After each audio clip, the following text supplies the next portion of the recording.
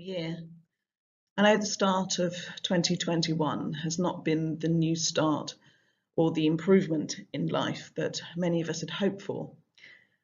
The joy of the end of term has now changed to quiet streets and even quieter school corridors. In fact, it's been so eerily quiet that I've been forced to play show tunes at full volume just to stay sane at some points. This term, while you're at home learning online, I know there'll be times when you'll find it very difficult. It might be sometimes lonely or boring, or it may be even the opposite, too difficult to concentrate. And it might even be frustrating. The internet can be slow. It could be that you're going to get problems with your devices. And so there's this one message it's going to be at the moment. It's to look after yourself, to actively engage with your well-being.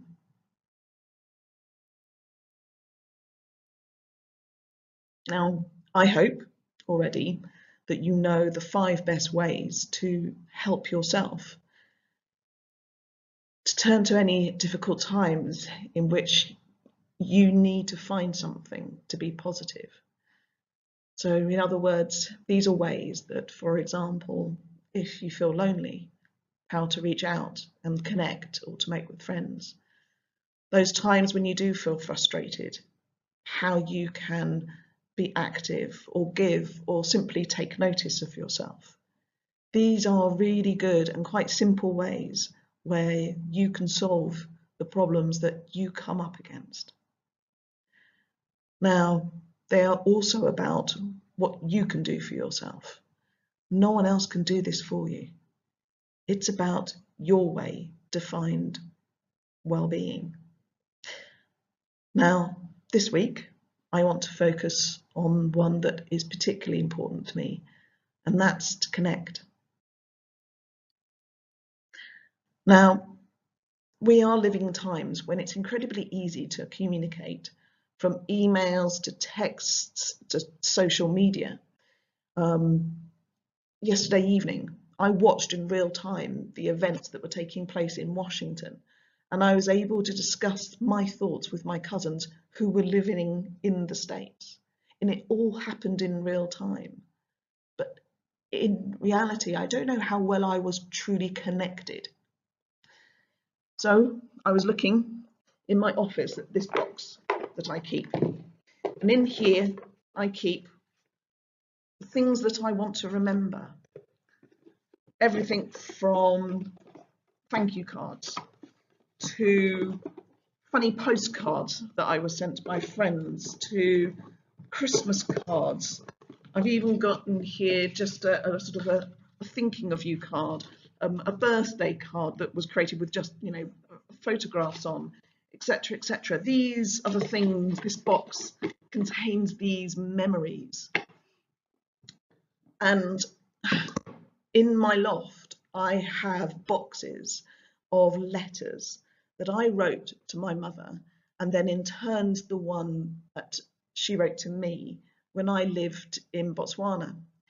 Now, these are the forms of communication that make me feel connected, because within that, the entire point of the message, the letter, was about love, it was about care, or it's about gratitude, or it's congratulations. And to me, that makes me feel the connection that makes my well-being more secured, more feeling of value. Now, if there is one thing you can do this week to help your own well-being, then it's to reach out and connect, but not in a quick text, but in a phone call in which you are entirely connected, focused on the person that you are calling, not while you're on playing solitaire on your iPad while watching something on television, or writing a card which is simply to say, I'm thinking about you. I mean, you could even just write a letter in which you deliberately set out to connect and make the other person feel valued in your life. The recipient they will feel good, but you're going to be rewarded by a longer feeling of well-being. Staying connected, being connected is about deliberate communication, and it's about the communication of care and love that will truly help us.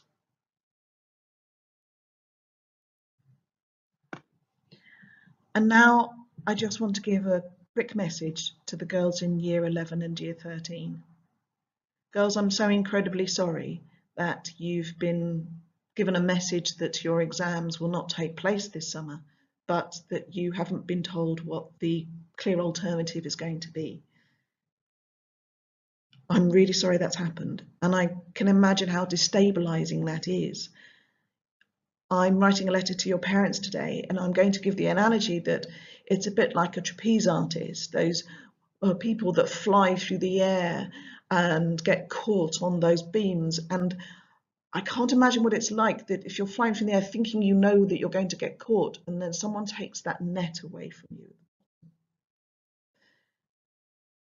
I agree, it's not a great situation to be in, not knowing what will happen. And we don't think it's going to happen. We're going to be told for at least the next 3 weeks. So until then, my advice to you is to stay completely focused on completing the syllabus. That you continue, as you have done for the last 18 months, to try your best in everything that you are doing. And to stay focused on your future. Nothing you learn over the next 3 weeks is ever going to be wasted. Nothing about the knowledge that you learn or the skills that you develop or those ideas that you create are going to be wasted. In fact, it's all of value because education is of value. And it will all build towards your future.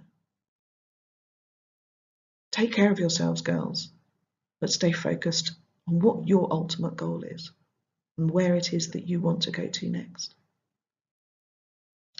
And to all of you, I hope that you're safe and well at home and that you are enjoying those live lessons and that you take care of yourself and of each other.